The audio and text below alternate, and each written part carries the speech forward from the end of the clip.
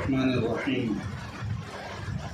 الحمد لله رب العالمين والصلاة والسلام على سيد المرسلين وعلى آله وصحبه أجمعين أما بعد أعوذ بالله من الشيطان الرجيم يا أيها الذين آمنوا كتب عليكم الصيام كما كتب على الذين من قبلكم صدق الله العظيم اللهم صل على سيدنا محمد وعلى آل سيدنا محمد وبارك وسلم اللهم صل على سيدنا محمد وعلى آل سيدنا محمد وبارك وسلم اللهم صل على سيدنا محمد وعلى آل سيدنا محمد وبارك وسلم. محترم دینی خواتین، اللہ رب العزت نے جس مناسبت سے آپ سب کو یہاں جمع فرمایا، بہت اونچی مناسبت.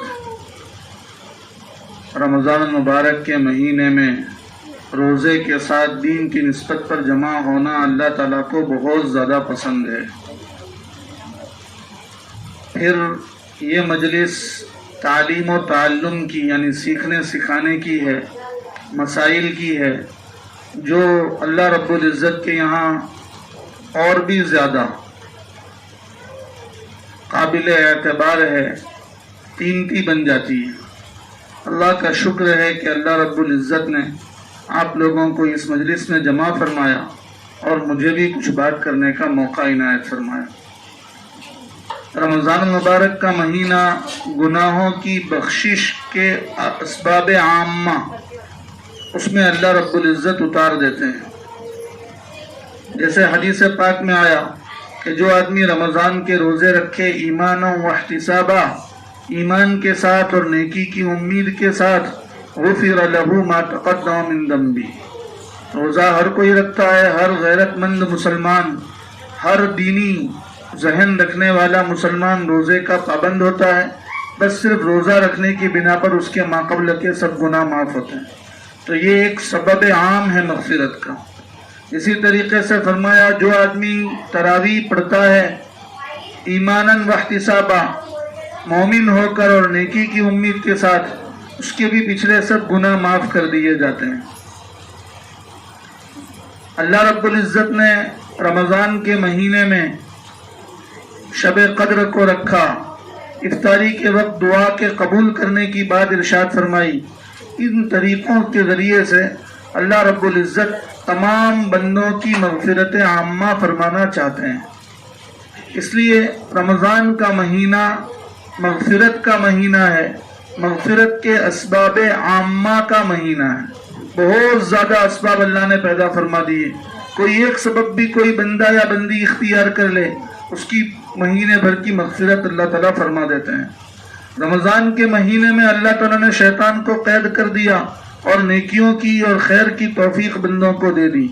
رمضان کے مہینے میں جنتیوں کے لیے اور روزے داروں کے لیے اللہ تعالیٰ کی طرف سے جنت کی آرائش کی جاتی ہے اور جنت سجائی جاتی ہے.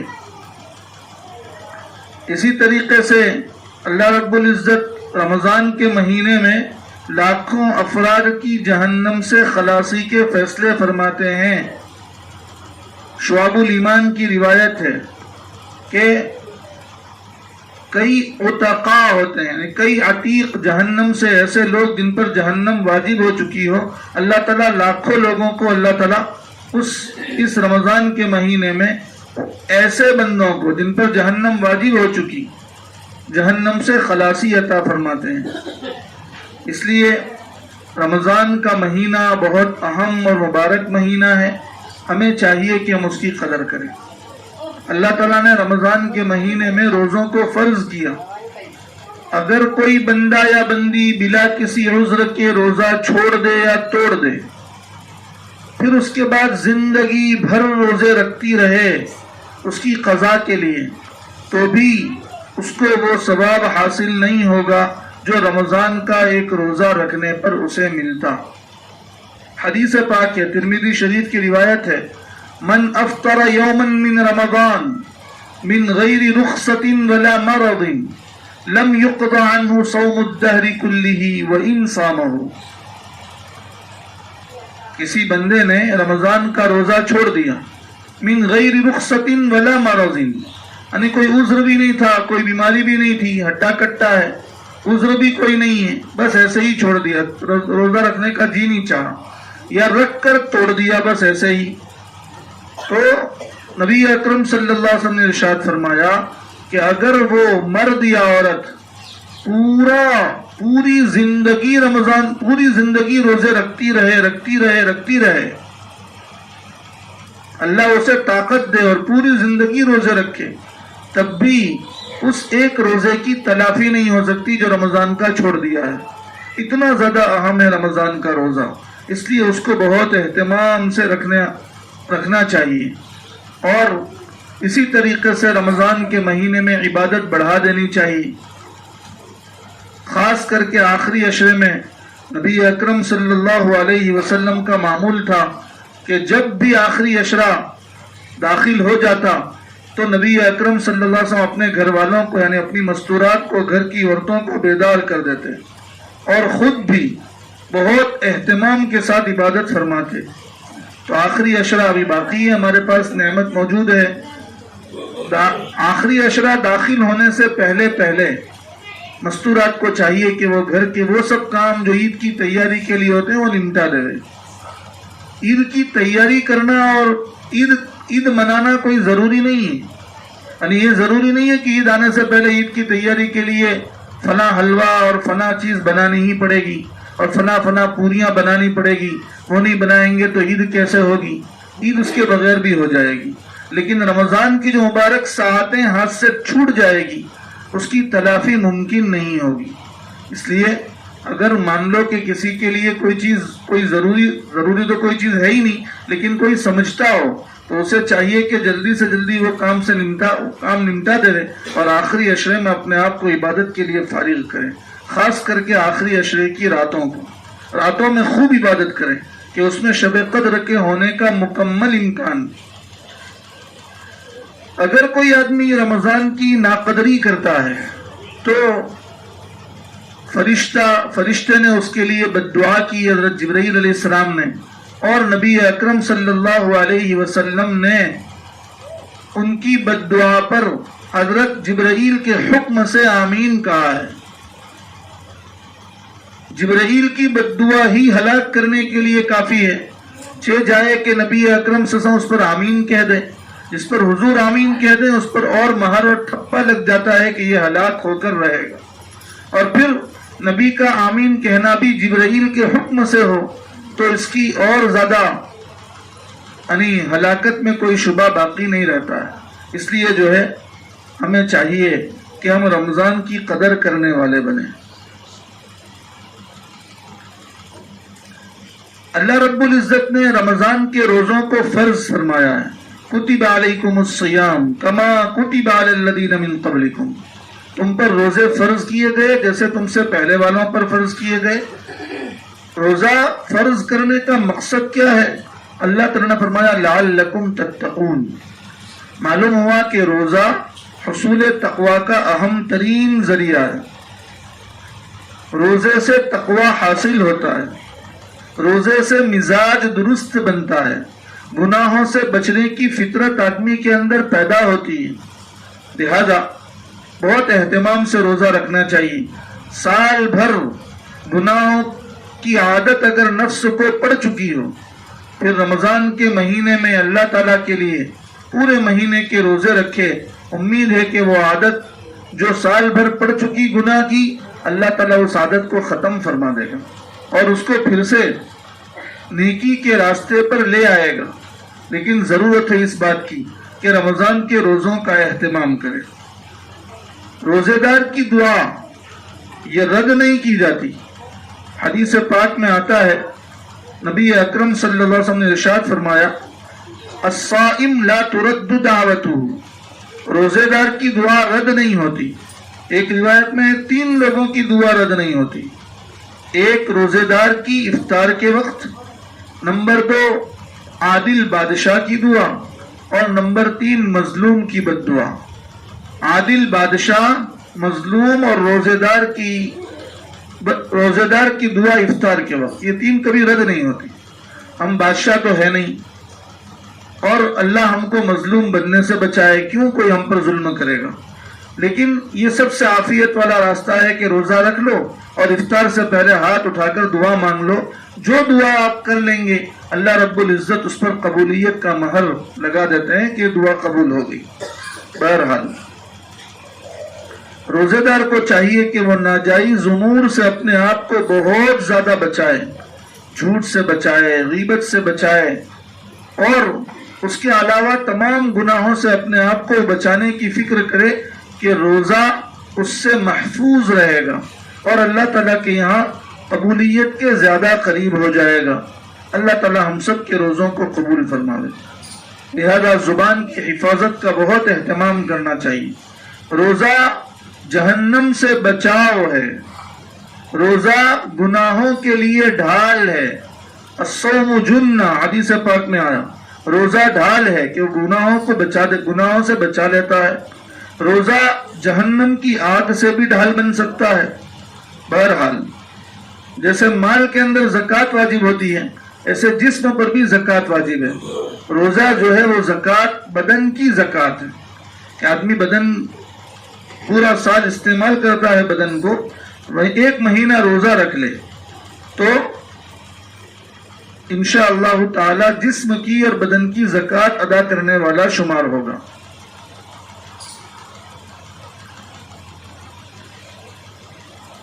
روزہ، اب میں کچھ مسائل بیان کر رہا ہوں. روزہ کس پر فرض ہے؟ رمضان المبارک کے روزے رکھنا ہر مسلمان عقل مند پر، بالغ شخص پر، جو مقیم ہو، مسافر نہ ہو، اس پر فرض ہے. غیر معذور پر، عذر بھی کوئی نہیں، مسافر نہیں، تندرست ہو، عقل مند ہو، بالغ ہو، مسلمان ہو، اس پر روزے رکھنا فرض ہے. اگر کوئی عورت حیض یا نفاس کی حالت میں ہے تو وہ روزے نہیں رکھے گی. روزہ رکھنا اس کے لیے جائز نہیں ہے. روزہ رکھے گی تو گنہگار ہوگی، روزہ نہیں رکھے گی. لیکن بعد میں اس کی قضا لازماً کرے گی، ضرور اس کی قضا کرے گی. 8 دن 7 دن 10 دن جتنے روزے چھوٹ گئے حیض کی وجہ سے، ہر مہینے جو خون آتا ہے اس کو حیض کہا جاتا ہے، یا نفاس کی وجہ سے بچہ پیدا ہونے کے بعد جو کچھ دنوں تک خون جاری رہتا ہے اسے نفاس کہا جاتا ہے. نفاس کی اکثر مدت 40 دن ہے اور کم کی کوئی مدت نہیں، اور حیض کی کم سے کم مدت 3 دن ہے اور زیادہ سے زیادہ مدت 10 دن ہے. تو یہ حیض یا نفاس کا خون جس عورت کو آ رہا ہو وہ روزہ نہیں رکھے گی. لیکن جب رمضان گزر جائے گا، پاک ہو جائے گی حیض نفاس سے، تو پھر ان دنوں کی اتنے روزوں کی قضا کرنا اس کے ذمہ لازم ہے. اگر کوئی بیمار ہے تو بیمار کے لیے روزہ نہ رکھنے کی اجازت ہے، بشرطے کہ وہ بیماری سر میں درد اور کھانسی، سردی، زکام وہ نہ ہو، بیماری ایسی ہو کہ جس میں روزہ رکھنے سے بیماری کے بڑھ جانے کا اندیشہ ہو، قوی اندیشہ ہو. ڈاکٹر نے منع کیا کہ اس بیماری میں اگر آپ دوائی نہیں کھائیں گے تو بیماری بڑھ جائے گی، یا آپ کے لیے غذا لینا ضروری ہے، اگر آپ نے غذا نہیں لی تو آپ کی بیماری بہت بڑھ جائے گی. تو اگر کوئی ایسی بیماری ہے تو اس میں روزہ نہ رکھنے کی اجازت ہے، بعد میں اس کی قضا کرنا ضروری ہے. اس لیے مطلق بیماری کو روزے کے لیے عذر نہ سمجھا جائے، بلکہ بعض بیماریاں تو ایسی ہوتی ہیں کہ اس میں روزہ نہ رکھنا یہ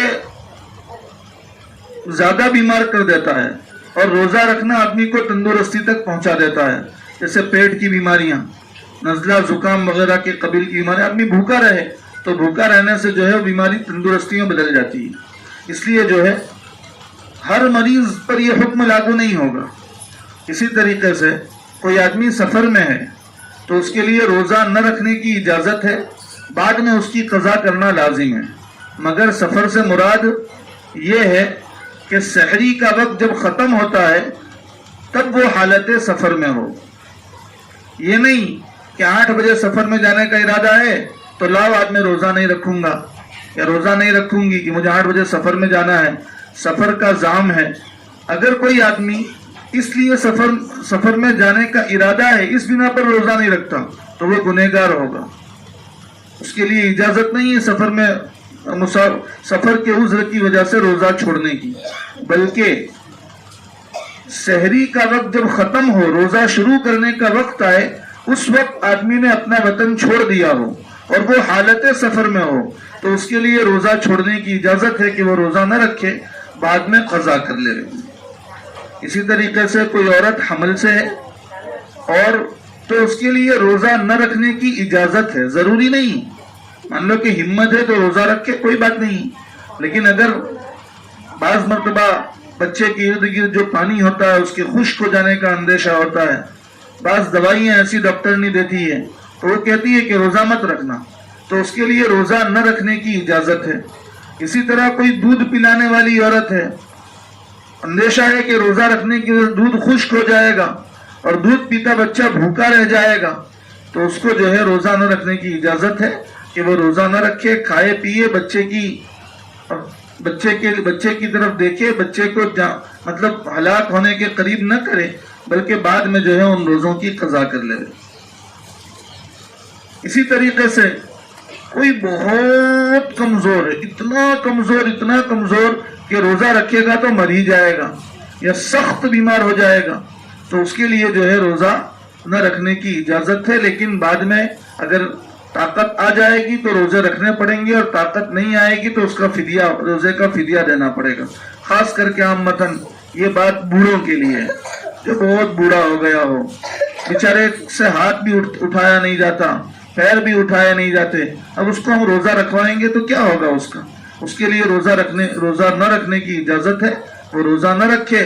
لیکن اگر ایسا لگتا ہے کہ یہ بیماری کی وجہ سے کمزوری، بیماری ختم ہونے کے بعد طاقت آ جائے گی تو اس کے لیے روزے کی قضا کرنا ضروری ہے. اور اگر ایسا لگتا ہے کہ نہیں اب موت تک کوئی طاقت آنے والی نہیں ہے، اب جو ہو گیا، بہت بوڑھے ہو گئے ہیں، تو اب ان کے لیے روزے کا فدیہ دینا ضروری ہوگا، روزے کا فدیہ دے دیا جائے. اسی طریقے سے کسی نے روزہ رکھا اور پھر ایسا کچھ کام کیا یا کچھ ایسا کام کرنا پڑ گیا دن بھر میں کہ روزے کا وقت کھولنے سے پہلے روزے کا وقت آگے کھولنے کا وقت اس سے پہلے اتنی پیاس لگی، اتنی بھوک لگی کہ اب مجبور ہو گئے، لگتا ہے کہ بغیر پانی پیے مر جاؤں گا، تو اس کو روزہ توڑنے کی اجازت ہے، وہ روزہ توڑ سکتا ہے، بعد میں اس کی قضا رکھنی ہوگی. اسی طریقے سے کوئی آدمی پاگل ہو یا کوئی بے ہوش ہو سحری کے وقت، اس کے لیے روزہ نہ رکھنے کی اجازت ہے کہ وہ روزہ نہ رکھے، بعد میں اس کی قضا کرے. رمضان کا روزہ نیت کر کے رکھا جائے گا. نیت دل کے ارادے کا نام ہے، زبان سے نیت کرنا ضروری نہیں ہے، زبان سے نیت کرنا ضروری نہیں ہے. جو ہم بولتے ہیں نویت و نصوما، یہ تو دعا ہے، ایک عربی کی ایک نیت ہے، عربی کا لفظ ہے، لیکن آپ اردو میں ایسا ہی بول سکتے ہیں کہ میں رمضان کے روزے کی نیت کرتی ہوں یا رمضان کے روزے کی نیت کرتا ہوں. اور اگر رمضان کی بھی نہیں بولے، صرف اتنا بولے کہ روزے کی نیت کرتا ہوں تو بھی روزہ ہو جائے گا. نہیں بولے، دل میں سوچ لیا کہ میرا روزہ رکھنے کا ارادہ ہے، روزہ میں نے رکھا ہے تو بھی روزہ ہو جائے گا. بلکہ سحری میں اٹھتے ہی اس لیے ہیں کہ روزہ رکھے، تو سحری میں اٹھنا ہی روزے کی نیت کے قائم مقام ہے. اس لیے یہ دل میں سوچنا بھی ضروری نہیں ہے. آپ کوئی آدمی کسی وجہ سحری میں کیوں اٹھے؟ روزہ رکھنا ہے، معلوم ہوا کہ دل کے اندر روزہ رکھنے کا ارادہ اور نیت ہے ہی، لہذا روزہ اس کا ادا ہو جائے گا. ہاں، کسی آدمی کو معلوم ہی نہیں ہے کہ رمضان شروع ہو گیا اور وہ صبح سے کچھ کھا پی نہیں رہا ہے، بس ایسے ہی سویا پڑا ہے، تو ابھی اس کی نیت نہیں ہوئی ہے روزے کی. اب اگر اس کو کسی نے نصف النہار سے پہلے بتلا دیا کہ آج رمضان ہے، روزہ رکھ لے، اور اس نے کچھ کھایا پیا بھی نہیں ہے اور نصف النہار سے پہلے اس نے نیت کر لی تو روزہ ہو جائے گا، اور نیت نہیں کی تو روزہ نہیں ہوگا. نصف النہار کس کو کہتے ہیں؟ صبح صادق کا آخری وقت. آج کل تقریباً 5:20 ہے آج کا وقت، اور غروب کا وقت جس پہ روزہ کھولا جاتا ہے تقریباً 6:55 ہے. تو 6:55 شام کو اور صبح 5:20، یہ دونوں یہ پورا وقت کتنا ہوتا ہے اس کو جوڑو. اگر ہم جوڑیں گے تو یہ تقریباً 13 घंटे और 35 मिनट का वक्त होगा. ये 13 आज का हिसाब बता रहा हूँ. 13 घंटे और 35 मिनट की आधी कर दो. ये जब आधा होगा ये निस्फुन नहार का वक्त होगा, यानी तकरीबन 6 घंटे और 47 मिनट. 6 घंटे और 47 मिनट का जो वक्त है निस्फुन नहार का वक्त है, सुबह 5:20 के बाद. यानी यूं समझिए कि आज के एतबार से दोपहर में 12:07 ये निस्फुन नहार का वक्त है. इससे पहले देखो एक है जवाल का वक्त. जवाल का वक्त अलग होता है. जवाल का वक्त जो होता है वो सूरज तुलू होने से लेकर सूरज के गुरूब होने के बिल्कुल ऐन दरमियान का वक्त, इसको जवाल का वक्त कहा जाता है, जिस पर हम नमाज नहीं पढ़ सकते हैं. ये जवाल का वक्त आधे पौने घंटे बाद होता है. आजकल जवाल का वक्त होगा 1:45 बजे के करीब, 12:45 12:47 पर नमाज नहीं पढ़ सकते. 5 मिनट पहले 5 मिनट बाद तक नमाज नहीं पढ़ सकते. ये तो जवाल का वक्त हुआ. लेकिन निस्फुन नहार का वक्त उससे तकरीबन 8 घंटे पहले होता है. जैसे 11:45 के बजाय आजकल 12 समझ लीजिए. 12 बजे निस्फुन नहार दोपहर में हो जाता है, तो दोपहर के 12 बजे से पहले पहले किसी ने नियत कर ली तो उसका रोजा हो जाएगा. 12:15 या उसके बाद किसी ने नियत की तो रोजा नहीं होगा. निस्फुन नहार अलग चीज है और जवाल अलग चीज है, इसको समझना चाहिए.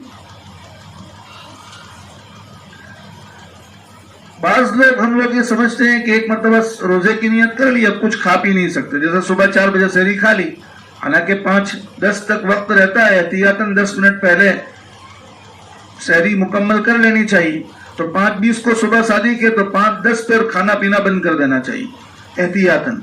तो ये 5:10 अगर 4 बजे किसी ने सहरी खा लेना, 4:30 बजे नियत कर ली, फिर हम समझते हैं कि 4:30 बजे के बाद अब पानी भी नहीं पी सकते और खाना भी नहीं खा सकते, इसलिए कि रोजे की नियत कर चुके हैं. नहीं, रोजे की नियत कर चुके हैं सही है, लेकिन रोजे का वक्त ही शुरू होगा 5:10 के बाद. यानी सहरी का वक्त खत्म होने के बाद ही रोजे का वक्त शुरू होगा. जब उसका वक्त बाद में शुरू होता है तो खत्म सहरी तक आप जो खाना चाहें जो पीना चाहें नियत करने के बाद भी खाया पिया जा सकता है. सहरी अलबत्ता ये इसका एहतमाम करना चाहिए कि सहरी जो है वो आखिरी वक्त में करें. सहरी में ताखीर करना मुस्तहब है. सहरी में ताखीर करना अम्मतन मैंने यहाँ देखा कि लोग शायद जल्दी सहरी कर लेते हैं, इसलिए कि मस्जिद के अंदर बहुत जल्दी लोग आ जाते हैं. हालांकि मस्जिद के अंदर जल्दी आ जाना तो मतलूब है, अच्छी चीज़ है, लेकिन सहरी आखिरी वक्त में जो करना मुस्तहब है वो चीज़ ख़त्म हो जाती है. घरों का ये माहौल बनाइए कि बिल्कुल आखिरी वक्त में सहरी खाई जाए. हाँ, 5:10 को सहरी का वक्त ख़त्म होता है तो आप 4:45 तक सहरी ख़त्म कर दो, 5 बजे तक सहरी ख़त्म कर दो, और उसके बाद आखिरी 5-10 मिनट बाद की उसमें पानी पी लो, चाय पी लो. तो हम अल्लाह ताला को अपनी कमज़ोरी दिखा सकें कि अल्लाह हम कमज़ोर हैं. अगर आपका हुक्म ना होता तो हम रोज़ा नहीं रखते. आपका हुक्म है इसलिए रोज़ा रख रहे हैं. हम आखिरी वक्त तक खा रहे हैं. और जैसे रोजे के सहरी के अंदर ताखीर मुस्तहब है, ऐसे ही इफ्तार के अंदर ताजील यानी जल्दी इफ्तार करना मुस्तहब है. जैसे ही वक्त हुआ 5 मिनट एहतियात के छोड़ दो, 6:55 के बजाय 7 बजे 7 बजे एहतियात का वक्त हो जाता है, 7 बजे ही आजकल इफ्तार कर लेना चाहिए. उससे ज्यादा ताखीर अच्छा शरीयत में अच्छा नहीं समझा गया. ये अल्लाह ताला को अपनी जुर्अत दिखाना है, हिम्मत दिखाना है कि आपने तो 12 ही घंटे का रोजा फर्ज किया है. अगर 15 घंटे का भी होता तो हम रख सकते थे. तो अल्लाह ताला को जुर्अत दिखाने वाला अल्लाह को पसंद नहीं है. अल्लाह ताला के सामने अपनी ज़ईफ़ी दिखाने वाला, अपनी कमजोरी दिखाने वाला, आजिज़ी दिखाने वाला बंदा अल्लाह ताला को बहुत ज्यादा पसंद है. इसलिए सहरी आखिरी वक्त में हो और इफ्तार जल्दी से जल्दी वक्त में हो. इफ्तार में माशाअल्लाह सब जल्दी करते हैं. कोई ये नहीं करता कि चलो पहले मगरिब पढ़ के आता हूँ बाद में इफ्तार करूंगा. तो जैसे इफ्तार में जल्दी करना मुस्तहब है, उस पर अमल किया जाता है, सहरी के अंदर भी ताखीर मुस्तहब है, उस पर भी अमल करना चाहिए. अगर कोई आदमी सहरी में न उठ सके तो मतलब नहीं कि रोजा माफ हो गया या अब रोजा रखा नहीं जा सकता सहरी के बगैर. नहीं, सहरी सुन्नत है. हदीस पाक में आता है सहरी खाओ तसहरू फइन्न फिस्सुहूरी बरका. सहरी के अंदर बरकत है. खा लेने से आदमी को दिन भर जो है रोजा कम महसूस होता है. لیکن اگر کسی نے سحری نہیں کھائی، موقع نہیں ملا، آنکھ نہیں کھلی، کچھ بھی ہو گیا، تو بغیر سحری کے بھی روزہ رکھنا فرض ہے۔ اگر کسی نے روزہ نہیں رکھا تو گنہگار ہوگا، بغیر سحری کے بھی روزہ رکھ لے۔ افطار کرتے وقت جیسے ہم اللہم لک صمت والی دعا پڑھتے ہیں، ایک دعا اور ہے ذهب الظمأ وابتلت العروق وثبت الاجر انشاءاللہ تعالی، یعنی پیاس ختم ہو گئی، رگیں تر ہو گئی، اور اللہ تعالیٰ کے یہاں دن بھر بھوکا پیاسا رہنے کا اجر ثابت ہو گیا انشاءاللہ تعالی۔ اس کی دعا کا بھی اہتمام کرنا چاہیے۔ عربی الفاظ یاد نہ ہو تو اردو ہی میں کہہ دے کہ اللہ نے بھوک پیاس کو ختم کر دیا، رگوں کو اللہ نے تر کر دیا، کھلایا پلایا، اور اجر بھی اللہ نے ہمارے نامہ اعمال میں لکھ دیا۔ حدیث پاک میں نبی اکرم صلی اللہ علیہ وسلم نے ارشاد فرمایا جب تم میں سے کوئی آدمی روزہ افطار کرے تو اسے چھوارے پر افطار کرنا، یعنی کھجور کھا کر روزہ کھولنا چاہیے۔ اور اگر کوئی آدمی، اور پھر حضور نے یہ بھی فرمایا کہ کھجور کھانے میں برکت ہے، اور اگر مان لو کسی کو کھجور نہیں مل رہی ہے، کوئی غریب آدمی ہے، کھجور لانے کی اس کے پاس پیسے نہیں، تو پھر شریعت نے کہا کہ آپ پانی سے روزہ افطار کریں، اس لیے کہ پانی کو اللہ تعالیٰ نے آسمان سے اتارا، پانی میں طہارت ہے، تو پانی بھی اللہ کی بہت بڑی نعمت ہے، تو کھجور اور کھجور کے بعد پانی، یہ افطار میں آدمی کو اس سے افطار شروع کرنا چاہیے۔ عورت کی لائن کے خاص مسئلے میں یہ ہے کہ اگر کوئی عورت صبح صادق کے بعد حیض سے پاک ہوئی، اگر کوئی عورت صبح صادق مثلا 5:20 کو صبح صادق ہے، اس کے بعد حیض سے پاک ہوئی یا نفاس سے پاک ہوئی، نفاس یا حیض کا خون ختم ہوا، تو اب وہ دن بھر روزہ نہیں رکھے گی، مگر کچھ کھائے گی پیے گی بھی نہیں، بلکہ تشبہ بالصائم کرے گی، روزے دار کی مشابہت اختیار کرے گی دن بھر، اور اس روزے کی بعد میں قضا کرے گی۔ روزہ تو نہیں رکھ سکتی، اس لیے بعد میں قضا تو کرنا ہی ہے، لیکن تشبہ بالصائم اختیار کرے، یعنی اس دن بھر اس کے لیے اچھا ہے کہ روزے داروں کی مشابہت اختیار کرے، کچھ نہ کھائے کچھ نہ پیے۔ اسی طریقے سے اگر کوئی عورت صبح صادق سے پہلے پاک ہو گئی، حیض یا نفاس ختم ہو گیا اور ابھی صبح صادق کا وقت نہیں ہوا، تو کب پاک ہوئی وہ دیکھو۔ اگر بالکل آخری وقت میں پاک ہوئی، مان لو کہ 5:20 کو صبح صادق ہے، 5:19 کو اس کو ایسا پتا چلا کہ حیض کا خون ختم ہو گیا، نفاس کا خون ختم ہو گیا، تو اب اگر اکثر مدت مکمل ہو چکی ہے، 10 دن حیض آ چکا ہے یا 40 دن نفاس کے ہو چکے ہیں، تو بغیر غسل کے بھی ان کے اوپر روزہ فرض ہو جائے گا۔ وہ روزے کی نیت کر لے وے، اور پھر سحری کا وقت ختم ہو جاوے، اس کے بعد روزہ غسل کر لے وے، اور اس کے بعد نماز وغیرہ بھی پڑھے، اور روزہ بھی اس کا اس دن شمار ہو جائے گا۔ اور اگر 10 دن حیض کے مکمل نہیں ہوئے ہیں، کم دن 5 دن 6 دن 7 دن عادت کے مطابق جتنے بھی دن آئے، اور اس کے بعد 5:19 کو حیض ختم ہوا، تو اب اس کو غسل کرنے کا موقع ہے یا نہیں وہ دیکھنا ہوگا۔ مان لو 5:19 کو ختم ہوا تو غسل کرنے کا موقع نہیں، تو وہ اس دن روزہ نہیں رکھے گی۔ لیکن اگر مان لو کہ 5:10 کو ختم ہو گیا، 5:12-13 کو ختم ہو گیا، تو اب 5 منٹ 6 منٹ جو اس کے پاس ہے، اس میں وہ غسل کے فرائض ادا کر سکتی ہے۔ وہ جاوے غسل خانے میں 3 مرتبہ غرغرہ کرے، 3 مرتبہ ناک میں پانی ڈالے، اور پورے بدن پر ایک بالٹی اٹھا کر ڈال دے، اس طریقے سے ڈال دے کہ ایک بدن کے بال برابر بھی خشک نہ رہے۔ اس میں کتنی دیر لگتی ہے؟ 5 منٹ۔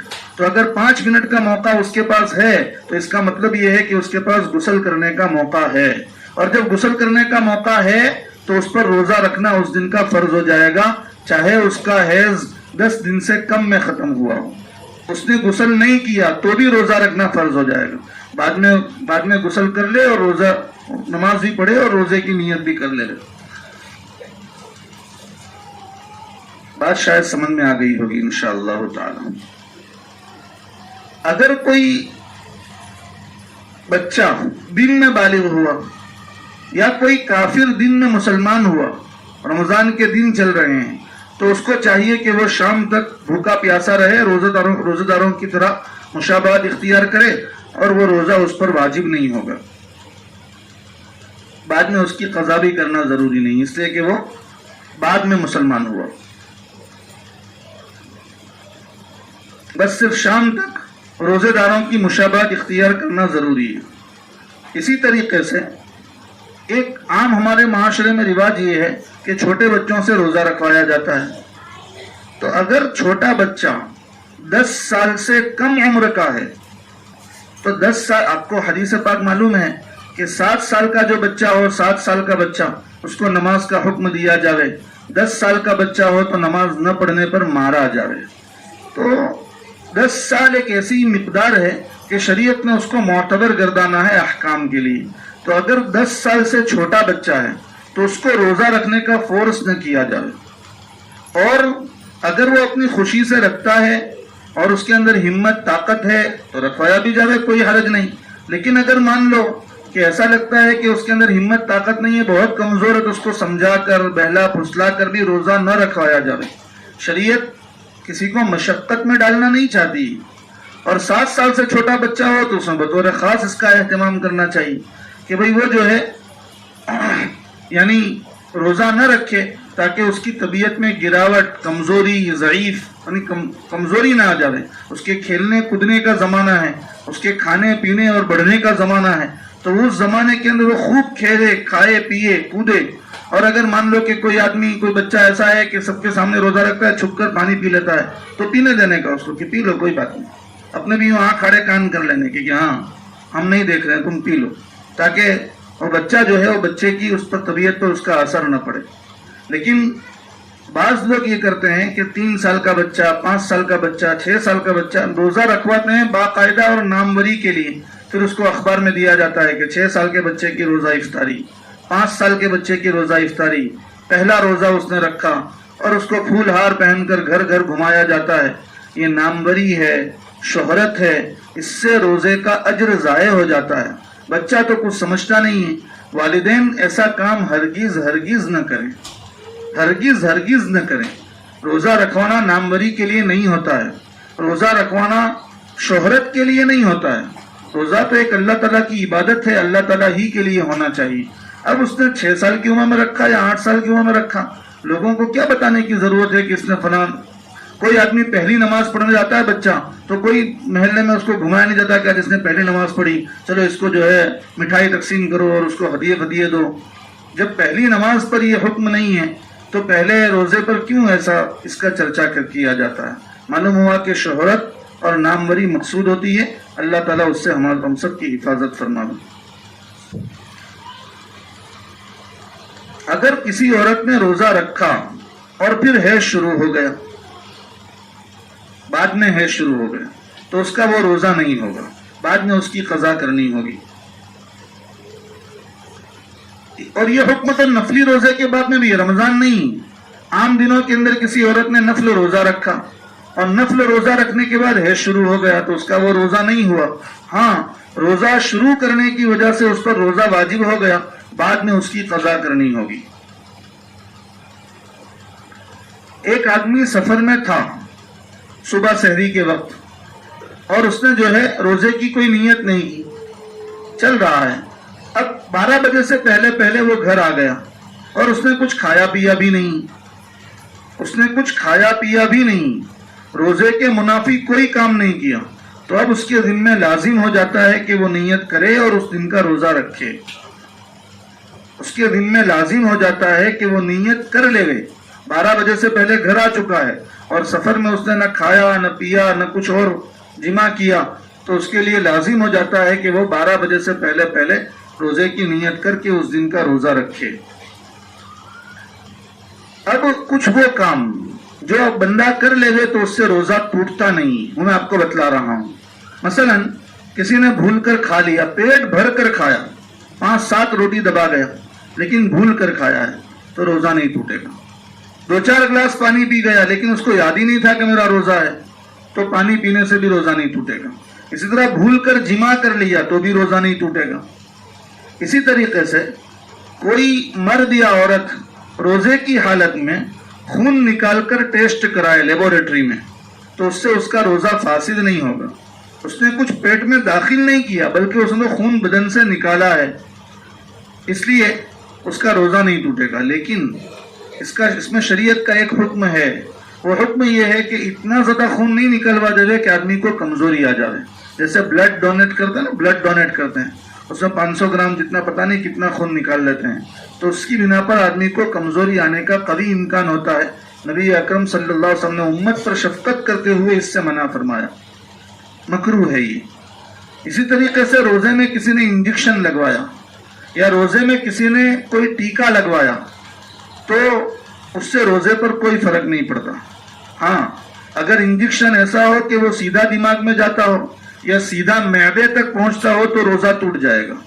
لیکن اگر دماغ تک یا معدے تک نہیں پہنچتا، جیسے کہ ہم مثلا تھاپے میں انجیکشن لیا جاتا ہے یا ہاتھ کے اوپر بازو میں انجیکشن لیا جاتا ہے، تو اس سے روزہ نہیں ٹوٹے گا. اسی طریقے سے بے ہوش کرنے کا انجیکشن بدن کے کسی بھی حصے میں دیا جاتا ہے تو اس سے روزہ نہیں ٹوٹتا. ہاں معدے میں یا دماغ میں ڈائریکٹ انجیکشن دیا جائے تو روزہ ٹوٹ جائے گا. کسی نے روزہ رکھا اور حالت اتنی کمزور ہو گئی کہ گلوکوز چڑھانا پڑا، تو گلوکوز چڑھانے سے بھی روزہ نہیں ٹوٹتا، کیونکہ گلوکوز بھی سیدھا معدے تک نہیں پہنچتا. لہذا گلوکوز چڑھوانے سے روزہ نہیں ٹوٹے گا. لیکن خالی طاقت حاصل کرنے کے لیے گلوکوز چڑھوانا کہ یار بہت کمزوری آ گئی، لاؤ ذرا ایک آدھ بوٹل گلوکوز کا چڑھوا لے لے، یہ اچھا نہیں. اسی طریقے سے روزے میں ڈائلیسس کیا جاتا ہے. بعض لوگ پیشنٹ ہوتے ہیں، گردے کی بیماریوں میں مبتلا ہوتے ہیں، خون کی صفائی کی جاتی ہے. ڈائلیسس کرانے میں کوئی حرج نہیں، اس سے روزہ نہیں ٹوٹتا ہے. یہ خون کی صفائی کا ایک کام ہے بس جو کیا جا سکتا ہے. آکسیجن روزے میں لینے سے روزہ نہیں ٹوٹتا ہے. آکسیجن لینا یہ ایک صاف ستھری ہوا ہے بس، جس میں گرد وغیرہ کی آلودگی نہیں. آکسیجن لینے سے روزہ نہیں ٹوٹے گا، اس کا بدن میں جانا کوئی مفسد نہیں. اسی طریقے سے کوئی چیز ایسی سونگھنا کہ جس کے سونگھنے سے معدے میں کوئی چیز جاتی نہیں، جیسے پھول سونگھا آپ نے، یا عطر کی آج کل جو بوٹل آتی ہے وہ آپ نے کسی نے سونگھ لی، جس سے حلق میں کوئی چیز نہیں جاتی، تو اس سے روزہ نہیں ٹوٹے گا.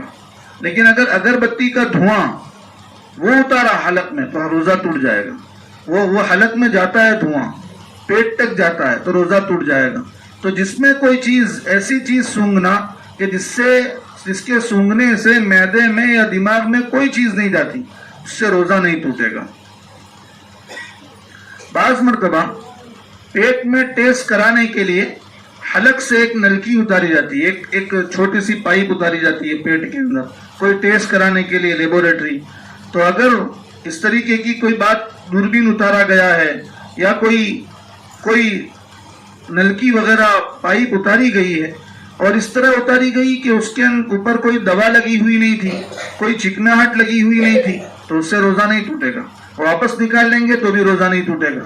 ہاں اگر دوائی وغیرہ لگا کر اندر منہ کے اندر ڈالی ہے پائپ اور وہ اندر اتاری ہے، کیمرہ کے اوپر کچھ چکناہٹ لگا دی، کوئی کیمیکل لگا دیا، کوئی جیل لگا دیا اور اس کو اندر اتارا ہے حلق کے اندر، تو وہ معدے میں جانے کی وجہ سے روزہ ٹوٹ جائے گا. اسی طریقے سے کوئی آدمی جمائی لے رہا تھا اور اچانک مکھی یا مچھر اندر گھس گیا گلے کے اندر اور مکھی بلا اختیار چلی گئی اندر، تو اس سے روزہ نہیں ٹوٹتا ہے. بہت سے لوگ یہ سمجھتے ہیں کہ قے ہو جانے سے روزہ ٹوٹ جاتا ہے. صحیح نہیں. خود بخود قے ہو، چاہے منہ بھر کر ہو چاہے تھوڑی سی ہو، کتنی بھی قے ہو، 1 ہو 2 ہو 4 ہو، روزہ نہیں ٹوٹتا ہے. خود بخود قے آئے روزہ نہیں ٹوٹتا ہے. اسی طریقے سے دانت سے کبھی خون نکل جاتا ہے، دانت کی کوئی سرجری کرانے کی وجہ سے یا ایسے ہی، اور وہ حلق کے اندر چلا جاوے تو روزہ ٹوٹے گا، حلق میں نہ جاوے پیٹ میں تو اس سے روزہ نہیں ٹوٹے گا. میاں بیوی کا تعلق قائم ہوا رات میں، صبح غسل کرنے کی ضرورت ہے اور سحری کا وقت ختم ہو گیا تو بھی وہ روزہ رکھ سکتے ہیں، اور بعد میں جو ہے وہ نہا دھو لے، کوئی مسئلہ نہیں. حالت جنابت میں روزہ شروع ہو سکتا ہے.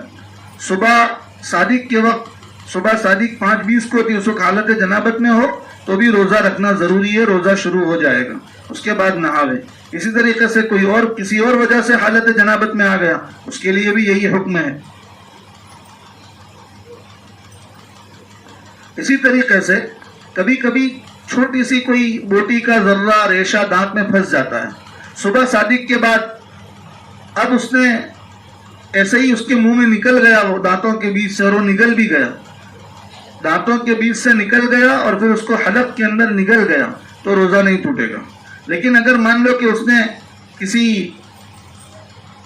مطلب ٹوتھ پک وغیرہ کے ذریعے سے اس کو نکالا، یا یہ کہ خلال وغیرہ کیا، یا اپنے ہاتھ سے پکڑ کے نکالا، تو اب اس کو باہر پھینک دینا چاہیے، وہ اندر کھائے گا تو روزہ ٹوٹ جائے گا۔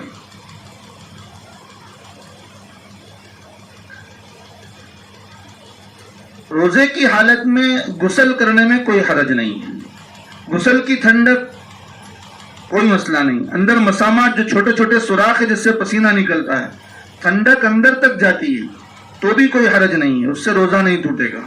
اس لیے بہت سے ہمارے لاڑی ٹھیلے والے، بہت سے گیرج والے، بہت سے لوگ ایسے جو ہارڈ ورکنگ کرتے ہیں، وہ سمجھتے ہیں کہ ہم لوگ تو کیسے روزہ رکھ سکتے ہیں۔ نہیں، ان کو روزہ رکھنا چاہیے۔ اللہ تعالیٰ نے روزے میں بہت سہولتیں رکھی ہے۔ اللہ تعالیٰ نے قرآن کریم میں فرمایا لا یکلف اللہ نفسا الا وسعها۔ اللہ تعالیٰ کو معلوم ہے کہ میرے بندے کون کون سی حالت میں ہیں، ان حالتوں میں ہونے کے باوجود بھی اللہ نے صبح سے شام تک کا روزہ فرض کیا ہے۔ معلوم ہوا کہ اللہ تعالیٰ جانتے ہیں کہ میرے بندے کس حالت میں ہیں، اور اللہ فرما رہے ہیں کہ ہم کسی آدمی کو اس کی طاقت سے زیادہ کا مکلف نہیں کرتے۔ معلوم ہوا کہ روزہ رکھنا ہر ایک کے اختیار میں ہے، ہر ایک کے بس میں ہے۔ کوئی یہ نہ سمجھے کہ میں روزہ نہیں رکھ سکتا ہوں، چاہے وہ لاڑی ٹھیلے والا ہو، سبزی فروٹ بیچنے والا ہو، چاہے وہ دن بھر دھوپ میں کام کرنے والا ہو، چاہے گیریج کے اندر کام کرنے والا ہو، چاہے مزدوری کر کے بوریاں اٹھا اٹھا کر ڈالنے والا ہو۔ ہاں، اس کو پیاس لگتی ہے، کیا کرنا چاہیے؟ موقع موقع سے کپڑا گیلا کرے سر پر رکھ دے تو پیاس کم ہو جائے گی۔ اگر چاہے تو ہر ایک ڈیڑھ گھنٹے پر جو ہے سر پر پانی ڈال لے اور پورے بدن کا غسل بھی کر لے ایک ایک گھنٹے پر، تو بھی کوئی حرج نہیں۔ تازہ دم ہوتا رہے، تازہ دم ہوتا رہے، لیکن جو چیزیں جائز ہے وہ کرے۔ روزہ توڑ دینا جائز نہیں ہے، چھوڑ دینا جائز نہیں ہے، وہ نہ کرے۔ روزہ رکھ کر غسل بار بار کرے، روزہ رکھ کر سر پہ کپڑے رکھے، بدن پر چہرے پر کپڑا رکھے، پورے بدن کو جو ہے یعنی گیلا کپڑا پہن لے تو بھی کوئی حرج نہیں، لیکن روزہ رکھا جائے۔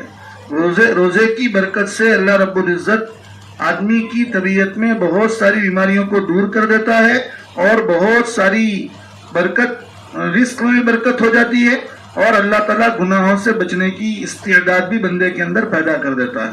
اس لیے روزے کی انتہائی اہم عبادت کو معمولی آزار کی وجہ سے چھوڑنا نہیں چاہیے، اور اگر پھر بھی ایسا لگتا ہے تو کام ہی چھوڑ دو۔ اللہ رب العزت نے رزق کے دروازے بہت بنائے ہیں، رات میں کام کیا کرو، عشاء کے بعد سے لے کر فجر تک گیرج کھولو، دن بھر میں کام نہ کرو۔ اللہ کو رزق دینا ہوگا تو رات کے اندر بھی لوگ آئیں گے اور اپنی گاڑیاں بنوائیں گے۔ گیرج کا کام، مزدوری کا کام رات میں ملے گا۔ کوئی رمضان کے مہینے کے لیے ایسا کام چھوڑ کر رات کا کام اختیار کر لینا چاہیے، یا ایک مہینہ عبادت ہی کے لیے فارغ کر دینا چاہیے کہ کام ہی نہیں کرنا ہے، عید بات کریں گے لیکن عبادت ہم کو کرنی ہے۔ بہرحال اسی طریقے سے اگر کوئی آدمی کلی کرتا ہے، وضو میں کلی کی، اور کلی کرنے کے بعد تھوک دیا بلا اختیار، کوئی پانی کی تری منہ کے اندر تھی اور وہ حلق کے اندر اتر گئی، تو اس سے روزہ نہیں ٹوٹتا ہے۔ روزے کی حالت میں کان کا میل صاف کیا جا سکتا ہے۔ پان کھایا کسی نے اور سب سحری ختم ہونے سے پہلے پان مسالہ سب تھوک دیا اور برابر کلی ولی کر لی، لیکن پھر بھی منہ لال کا لال باقی رہا، تو منہ کے لال باقی رہنے سے کوئی فرق نہیں پڑتا، روزہ ہو جاتا ہے۔ ہاں، پان کھانا یا اس کا مادہ اندر اتارنا، اس سے روزہ ٹوٹ جاتا ہے روزے کی حالت میں۔ اسی طریقے سے کسی کا ناک جام ہے اور اس نے جو ہے ناک سڑکا بہت زور سے، اور ایسا ہوا کہ وہ حلق کے اندر ہی چلا گیا بلغم، تو اس سے روزہ نہیں ٹوٹتا ہے۔ روزے میں مسواک کیا جا سکتا ہے، روزے میں سرما لگانا جائز ہے، روزے میں آنکھ میں دوا ڈالنا بھی جائز ہے، اگرچہ گلے کے اندر اس کا ذائقہ محسوس ہو، لیکن احتیاط یہ ہے کہ آنکھ میں کوئی چیز نہ ڈالی جائے۔ احتیاط اس لیے کہ آج کل جو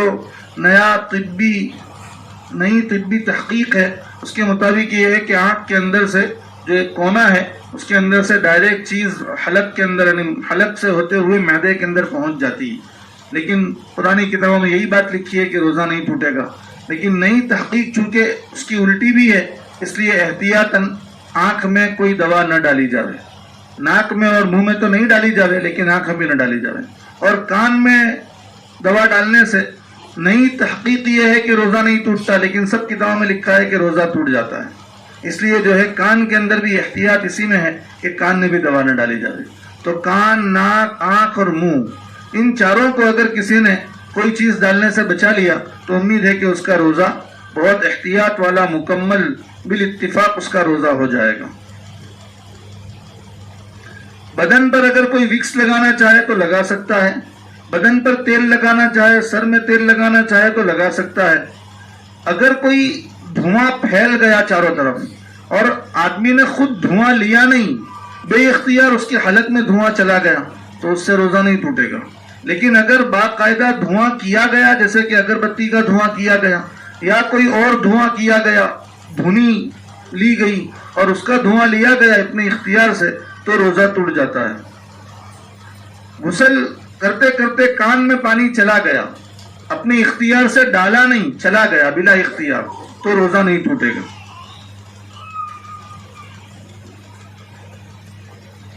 اسی طریقے سے بھاپ لینا، سردی ہو جاتی ہے تو پانی گرم کر کے بھاپ لیا جاتا ہے، تو ایسا کرنے سے روزہ ٹوٹ جاتا ہے. اگر کسی نے جان بوجھ کر قے کی، اگر کسی نے انگلی ڈالی منہ میں اور جان بوجھ کر قے کی اور قے منہ بھر کر ہوئی تو بالاتفاق روزہ ٹوٹ جائے گا. اور اگر منہ بھر کر نہیں ہوئی تو اس میں اختلاف ہے، اس میں اختلاف ہے. اس لیے قے جان بوجھ کے کرنی نہیں چاہیے. ہو جاوے تو کوئی مسئلہ نہیں، روزہ نہیں ٹوٹتا ہے. نہ نکسیر پھوٹی کسی کی اور حلق کے اندر خون چلا گیا تو روزہ ٹوٹ جائے گا. کلی کرتے وقت، اب ہم لوگ ایک آدمی وضو کر رہا ہے یا غسل کر رہا ہے اور کلی کرتے کرتے اس کو روزہ یاد بھی ہے کہ میرا روزہ ہے، وہ پانی حلق میں ڈالنا نہیں چاہ رہا تھا، لیکن کیا ہوا کیا نہیں کہ بے اختیار پانی حلق میں چلا گیا، تو اس سے روزہ ٹوٹ جائے گا، قضا کرنی ہوگی. اسی طریقے سے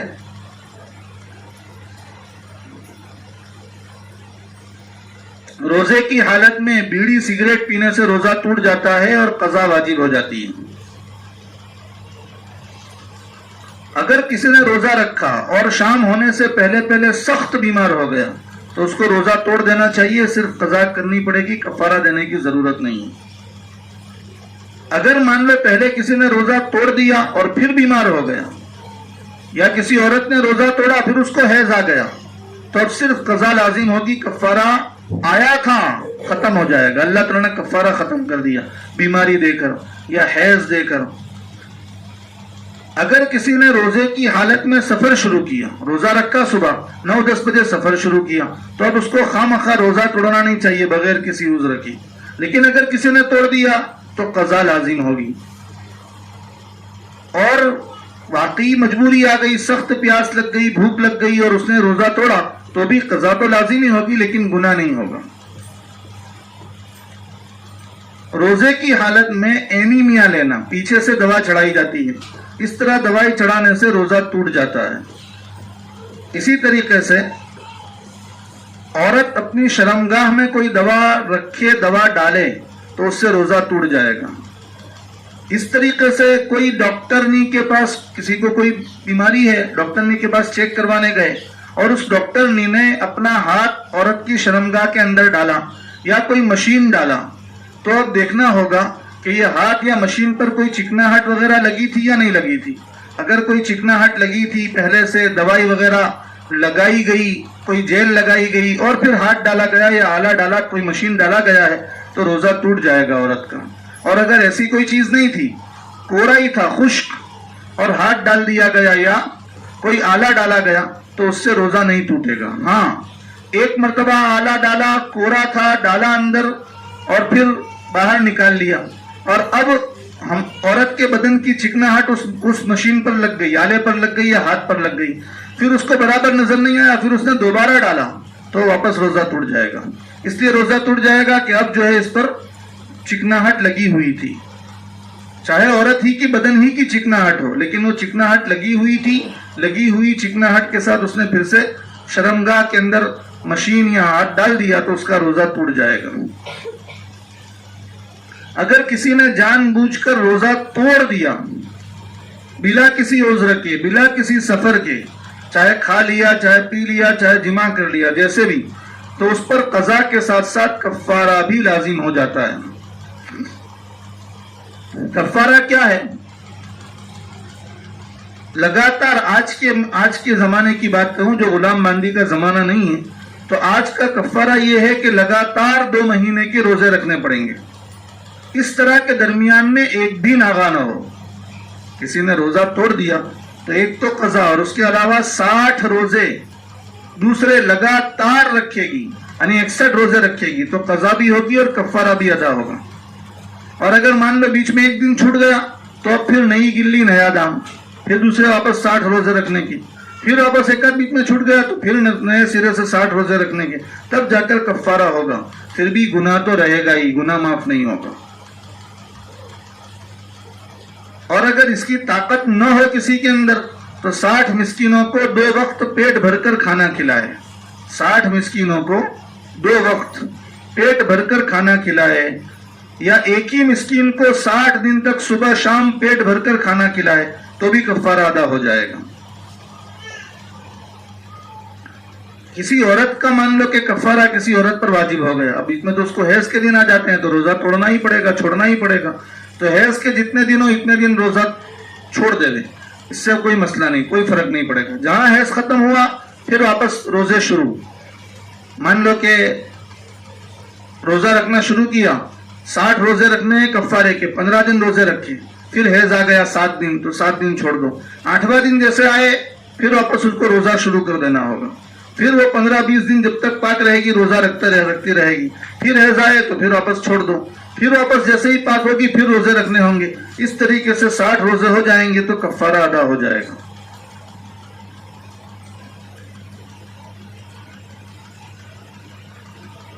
اور بہت ساری چیزیں روزے کے اندر مستحب ہے، لیکن وقت کی کمی کی بنا پر میں ان سب کو چھوڑ رہا ہوں. بہت ساری چیزیں مکروہ ہے.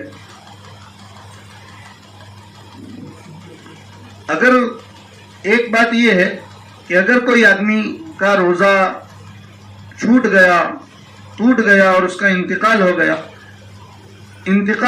تو اسے چاہیے کہ وصیت کر کے جائے کہ بھئی روزے کی طرف سے فدیہ دے دینا. یا کوئی ایک دم سخت بیمار ہے، ضعیف ہے، بہت بوڑھا ہے، وہ روزہ رکھنے کی طاقت ہی نہیں ہے تو وہ روزے کے بدلے فدیہ دے گا. تو فدیہ کیا ہے؟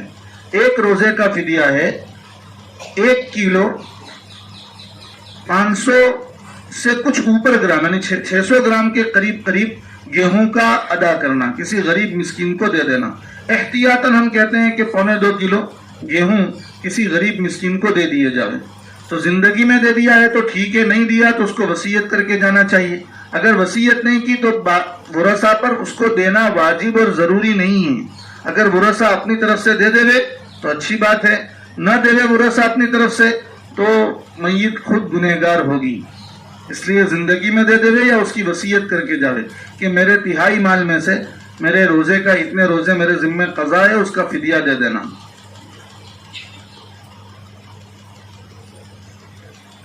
روزے کے اندر جو ہے جیسے افطار میں جلدی کرنا مستحب ہے، سحری میں تاخیر کرنا مستحب ہے وغیرہ وغیرہ، اسی طریقے سے کچھ کھلانا پلانا، پورا دن درود شریف تلاوت وغیرہ کا اہتمام کرنا اور آخری عشرے میں اعتکاف کرنا، یہ سب چیزیں بھی مستحب کے قبیل کی ہیں.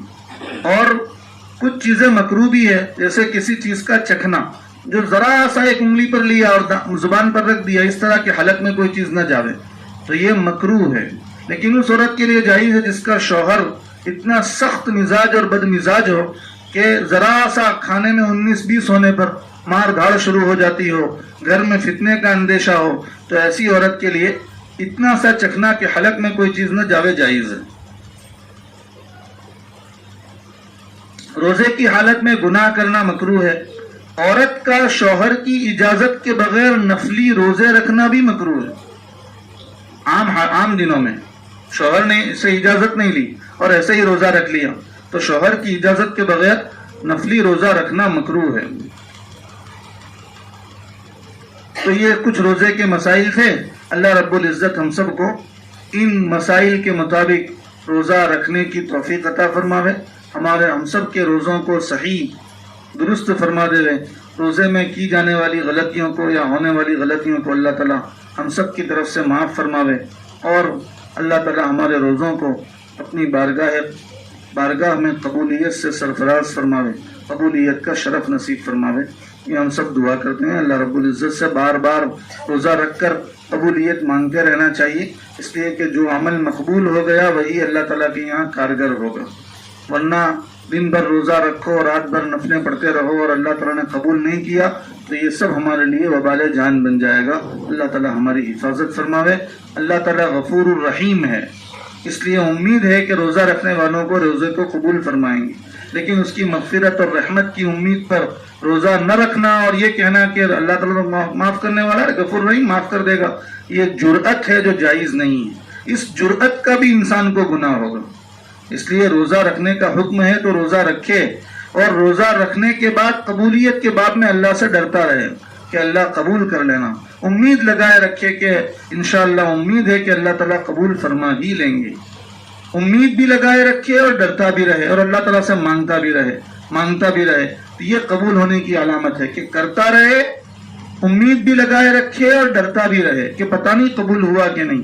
اگر یہ سب چیزیں جمع ہو گئی تو انشاءاللہ امید ہے کہ اللہ تعالیٰ اس کو قبول فرما لیں گے.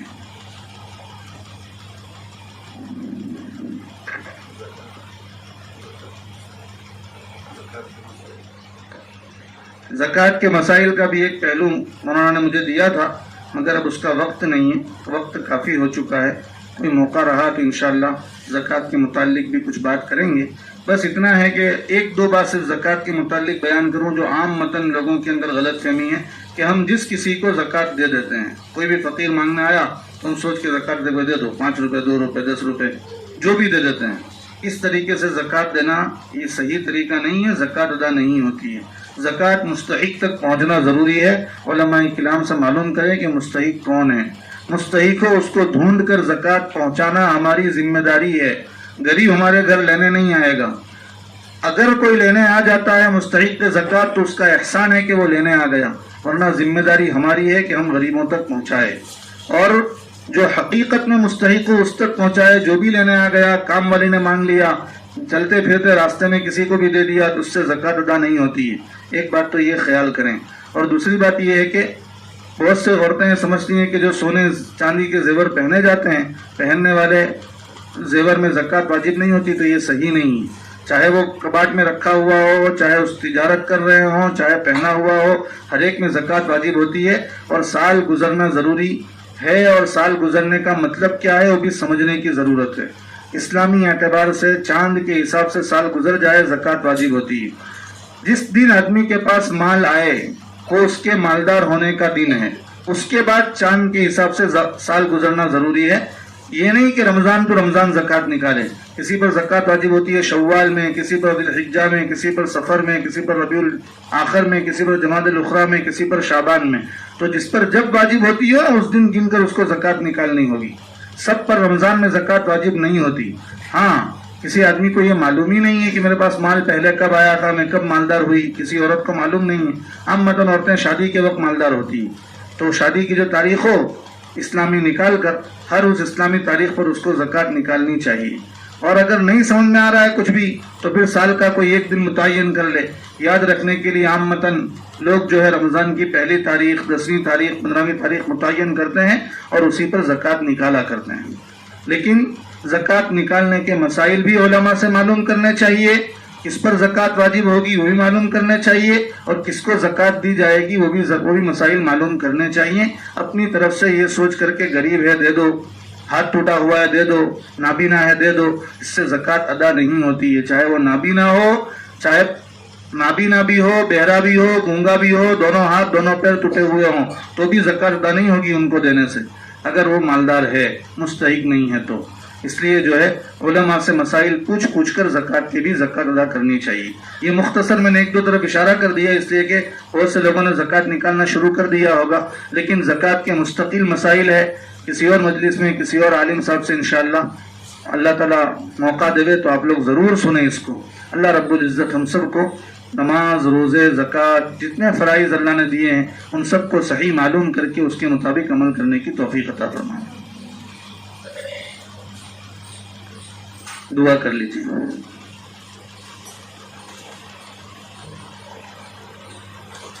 بسم اللہ الرحمن الرحیم.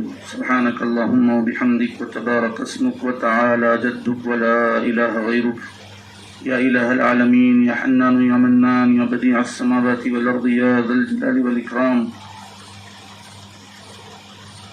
یا حی یا قیوم. اللہم لا نحصی ثناء علیک انت کما اثنیت علی نفسک. اللہم صلی علی سیدنا محمد وعلی آل سیدنا محمد وبارک وسلم. ربنا ظلمنا أنفسنا وإن لم تغفر لنا وترحمنا لنكونن من الخاسرين. ربنا اغفر لنا وتب علينا يا مولانا إنك أنت التواب الرحيم. رب اغفر وارحم وتجاوز عما تعلم إنك أنت الأعز الأكرم. اللهم إنك عفو كريم تحب العفو فاعف عنا. اللهم إنك عفو كريم تحب العفو فاعف عنا. اللهم إنك عفو كريم تحب العفو فاعف عنا. اللهم مصرف القلوب صرف قلوبنا على طاعتك يا مقلب القلوب ثبت قلوبنا على دينك.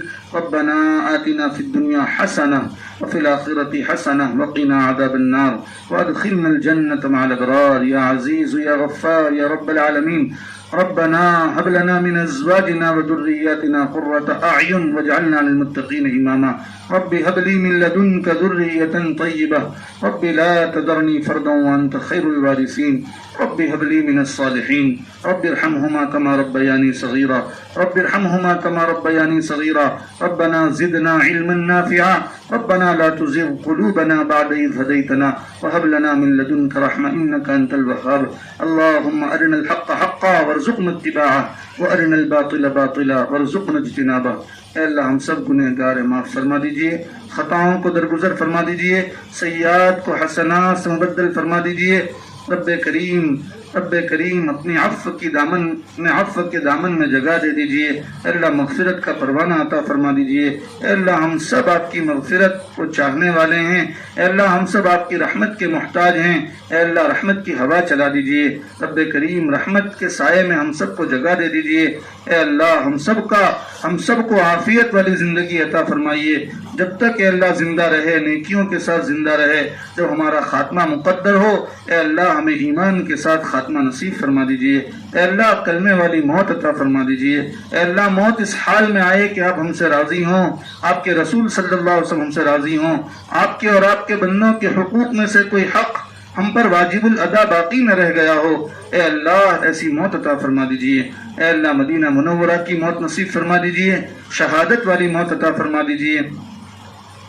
رب کریم تمام روزے داروں کے روزوں کو قبول فرما لیجئے. اے اللہ پورا مجمع دین کی نسبت سے جمع ہوا ہے، اے اللہ ان کے جمع ہونے کو قبول فرما لیجئے. اے اللہ جمع ہونے کو قبول فرما لیجئے. اے اللہ جمع ہونے کو قبول فرما لیجئے. اے اللہ عمل کی توفیق دے دیجئے. اے اللہ عمل کی توفیق دے دیجئے.